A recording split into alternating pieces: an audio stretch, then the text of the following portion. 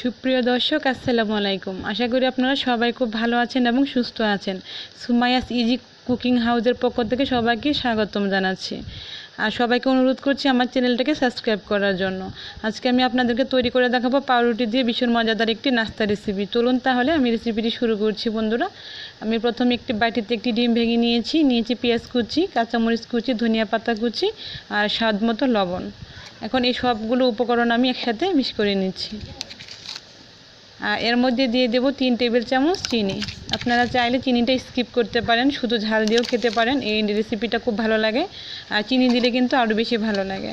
এখন আমি দিয়ে দিচ্ছি 3 টেবিল চামচ চিনি। দিয়ে এই উপকরণগুলো খুব ভালোভাবে মিশিয়ে নেব।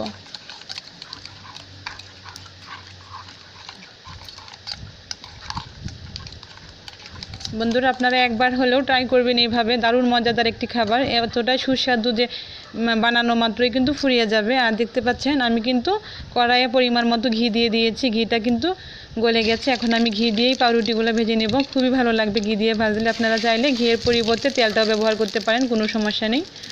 এখন আমি এই ডিমের মিশ্রণটা থেকে এই পাউরুটিগুলো ভালোভাবে মাখিয়ে নেব। মাখিয়ে একটা একটা করে এই ঘিয়ের ভিতরে ছেড়ে দিব, দিয়ে খুব ভালোভাবে ভেজে নেব। দেখতে পাচ্ছেন আমার 4টা পাউরুটি 4টাই ছাড়া হয়ে গেছে। এখন আমি উল্টে পাল্টে ভেজে নিব।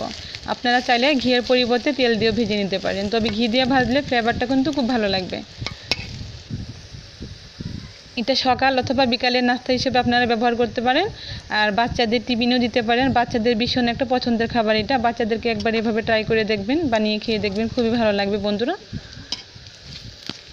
ঝাল এবং মিষ্টি নাস্তাটি বাচ্চারা কিন্তু খুবই পছন্দ করবে। এই নাস্তাটি আপনারা যদি এভাবে বাড়িতে একবার হলেও বানিয়ে বাচ্চাদেরকে খাওয়ান।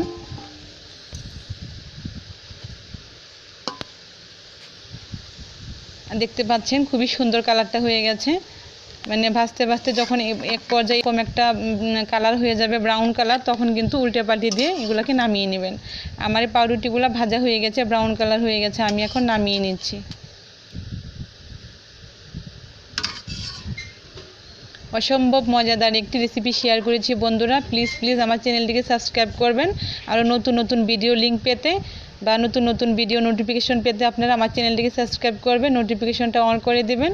আর দেখতে পাচ্ছেন এতটাই মজাদার। আমি টমেটো সস দিয়েছি, আপনারা চাইলে টমেটো সসটা স্কিপ করতে পারেন। আর দেখুন কতটা নরম তুলতুলে, খেতে কিন্তু খুবই মজাদার এই রেসিপিটি। বন্ধুরা সবাই সুস্থ থাকবেন, ভালো থাকবেন। আজকে এ পর্যন্তই।